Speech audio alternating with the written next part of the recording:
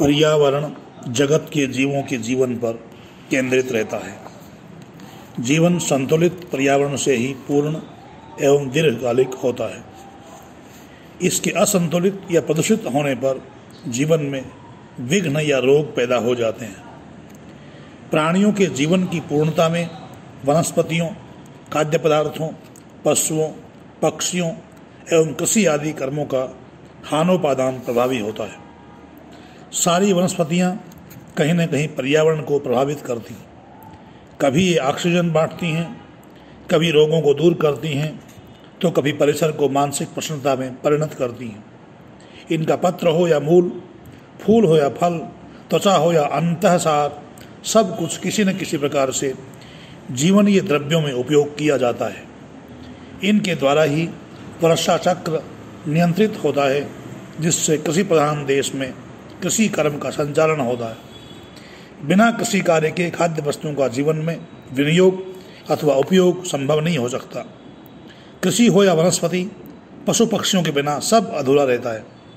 पारिस्थितिकी के नियंत्रण में पशुओं और पक्षियों की भूमिका जीवन को सदैव प्रभावित करती है। धरती पर जीवन की सफलता के लिए जगत में होने वाले वानस्पतिक एवं उत्पाद्य कृषि, खाद्य, खनिज आदि सभी कभी अनिवार्य तो कभी आवश्यक होते हैं।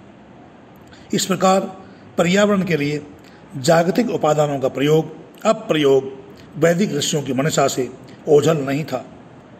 प्राणियों का जीवन वनस्पतियों पर आश्रित है।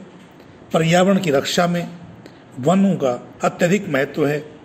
धरती माता को सस्य श्यामला वनस्पतियों के कारण ही कहा गया है। प्रकृति ने वनों के रूप में मानव को सुंदर उपहार दिया है, जिस पर उसका अस्तित्व, उन्नति एवं समृद्धि निर्भर है। वन पर्यावरण को प्रभावित करते हैं और वे आर्थिक एवं सामाजिक जीवन का आधार भी हैं। वन वृक्ष आदि वनस्पतियाँ प्राणी मात्र की सेवक हैं। उनके ऋण से कोई भी प्राणी ऋण नहीं हो सकता। भोजन, छाया, लकड़ी, बहुमूल्य रासायनिक तत्व सभी वृक्षों से ही प्राप्त होते हैं। पशु घास और पेड़ों के पत्ते खाते हैं। मनुष्य का आहार अन्न, शाक, फल व वनस्पति है। ये खाने को नहीं मिले तो जीवित रहना संभव ही नहीं। मांसाहारी भी शाकाहारी प्राणियों का ही मांस खाते हैं। इस प्रकार जीवन की निर्भरता घास और वृक्ष स्तर की वनस्पतियों पर ही अवलंबित है। वृक्ष दिन भर ऑक्सीजन उगलते हैं तथा प्राणियों के द्वारा ही छोड़ी गई कार्बन ऑक्साइड को निगलते हैं, इसलिए उन्हें नीलकंठ की उपमा दी गई है। आग लगने तथा कारखानों से निकलने वाली विषैली वायु का शोधन वनस्पतियों द्वारा ही किया जाता है। वस्तुतः वन संपदा, पेड़ पौधे या वनस्पतियों की उपयोगिता के विषय में जितना कहा जाए वह थोड़ा है।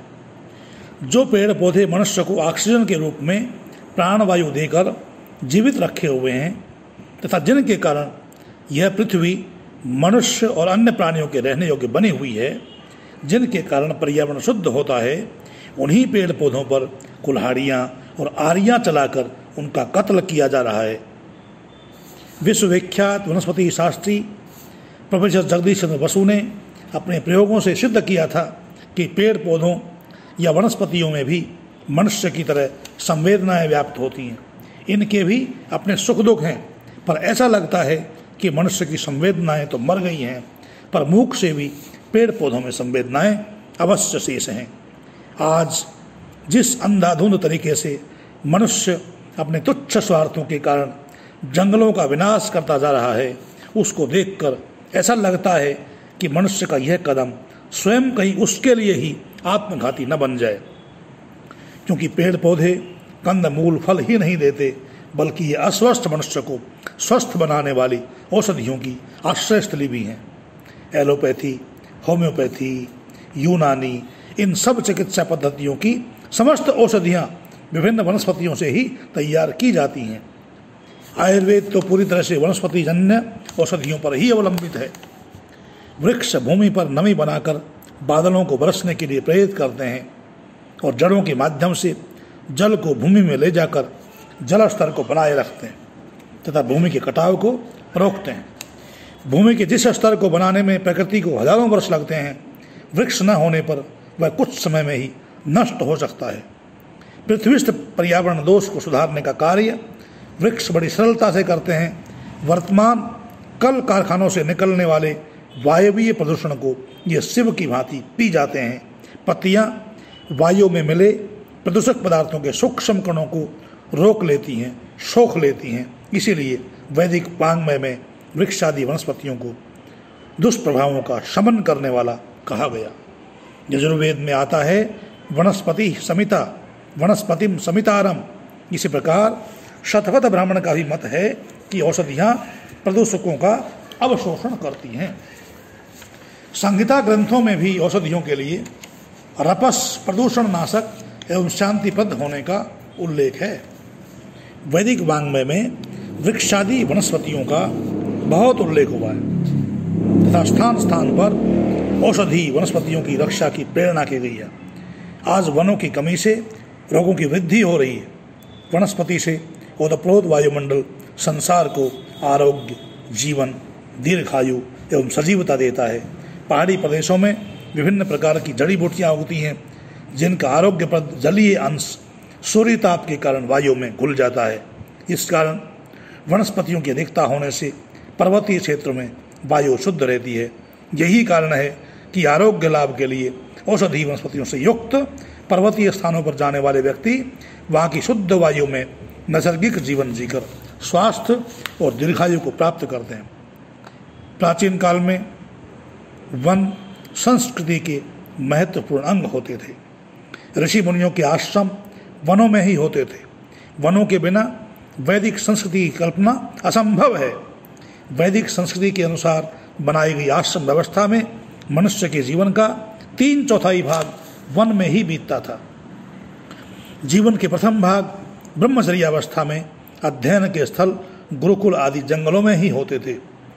तीसरे भाग वानप्रस्थाश्रम में भी वनों में ही रहकर साधना की जाती थी।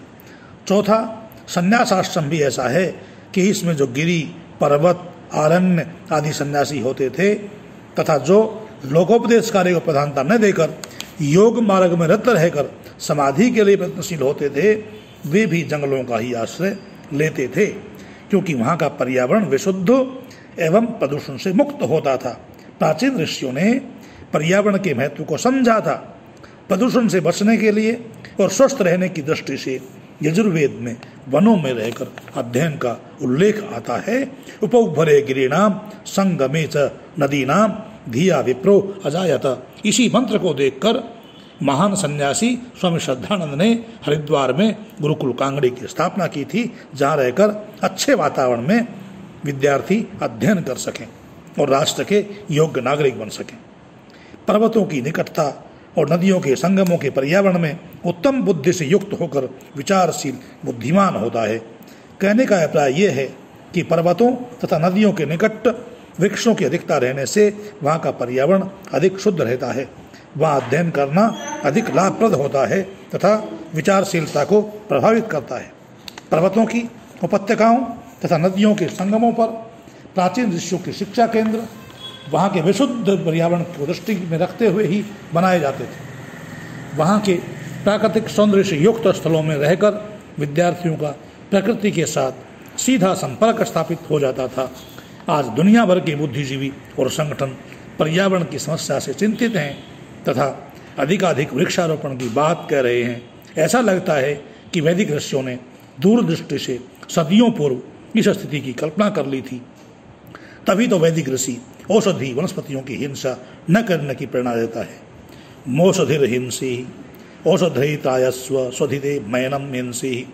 औषधियों की हिंसा न करने का अभिप्राय है उन्हें नष्ट न करना, उनकी रक्षा करना। आप सभी से निवेदन है कि चैनल को सब्सक्राइब कर लें ताकि आपको नए नए ज्ञानवर्धक वीडियो प्राप्त होते रहें।